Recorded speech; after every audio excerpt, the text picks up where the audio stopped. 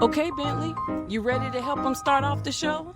Let's show them what's happening at the Pink Lady Urban Homestead today, shall we?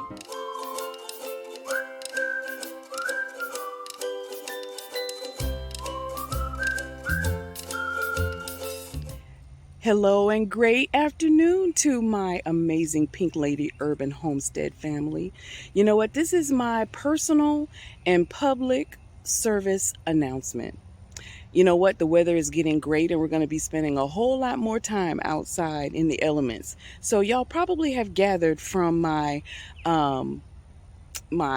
title of my page is called the Pink Lady Urban Homestead. Well, if you haven't gathered what the pink is all about, it's because I am also an independent Mary Kay beauty consultant.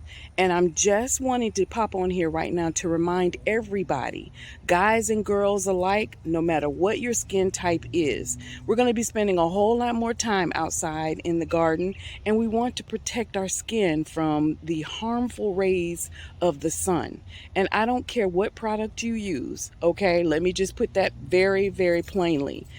But protect your skin. And if you haven't already, find yourself a great hat to protect you from that sun exposure, because there's no point in growing grapes when you end up looking like a raisin, right?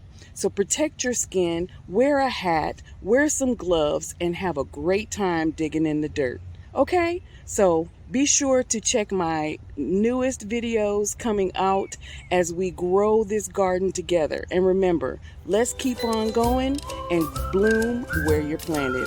Talk to you soon.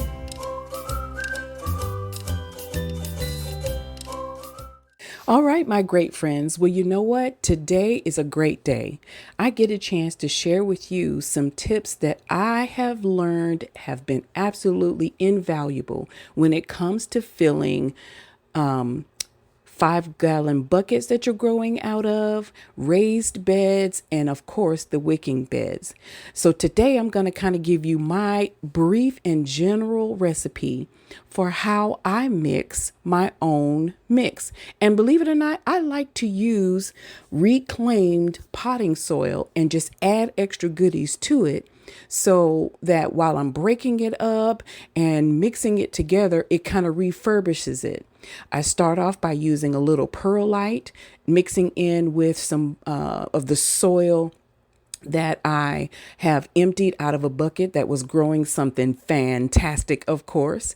And you can find this at any of your local big box stores as a supplement to go in.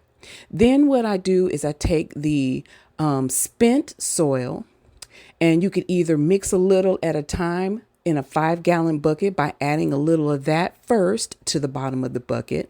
And then you can add some sort of medium that could be like a sphagnum moss, it can be peat moss, or even cocoa coir to add a little moisture retention. And then after you get that settled, you can add the perlite to the mix to help with drainage. Now, what I do a lot of times is I pour it right in. I go ahead and mix it thoroughly, either in the wheelbarrow or in a bucket, just like this, making sure to break apart all small pieces, removing any big rocks, any sticks that you might see down in the middle of that. And then once you're satisfied with the level and the amounts that you put in, then you just kind of mix it as you need it, and then you're ready to rock and roll. Now, I will tell you, I've learned a lot from watching YouTubers who have given great ideas on how to do just this, but you can always add your amendments later once you've determined what you're going to be growing in the potting mix that you're making. So I go ahead and just kind of refresh it by putting those items in there, and then you're literally off and running. So again, you can mix them one bucket at a time, or you can mix it by the whole barrel full. The idea is to mix everything through completely and thoroughly, so that when you add your amendments, it can be mixed in thoroughly too. And as you can see, I'm mixing it right down through the bottom of the 5-gallon bucket, because you can do them 5 at a time. And 5 gallons at a time, or you could do it by the wheelbarrow at a time. And you'll find that it's very easy to do, saves a lot of money. And when you get ready, you're good to go. Come back and see the next part.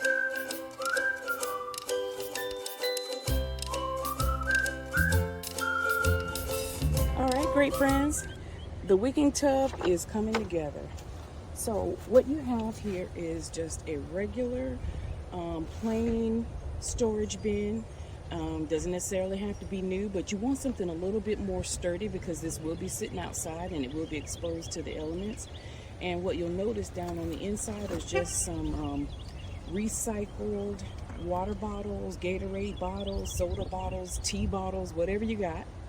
And there's been holes punched in each one of those all around because you want water to be able to go in between each one of these down in the bottom of the wicking tub. And you'll also find that there have been holes drilled about 4 to 6 inches from the very bottom to allow excess water to run out instead of letting it build up in here. So you don't have to worry about if it rains or anything like that. So that creates a 6 to 8 inch air gap between the root system and the water down here at the bottom. So water never comes above this. So you've got your bottles down here that'll act as a catch basin and a raiser for the soil. You've got your drink container with a PVC pipe on there with a hole, and you stick the PVC pipe right down inside the bottle. You have slits cut or melted, like I use my soldering iron to do that, so that as the water comes down, it comes right out. You sit it in the corner. You got your bottles into place. Now all that's left is to fill it with your soil, your plants, and your water, and you're off and running. But what you want to do is you want to make sure that you put this bad boy in place before you fill it because it gets pretty heavy once you get it full with all your goodies, okay? So go ahead, get it nice and full, and you'll have a wicking tub off and running for, less than $5-10. All right? Hope you enjoyed the video.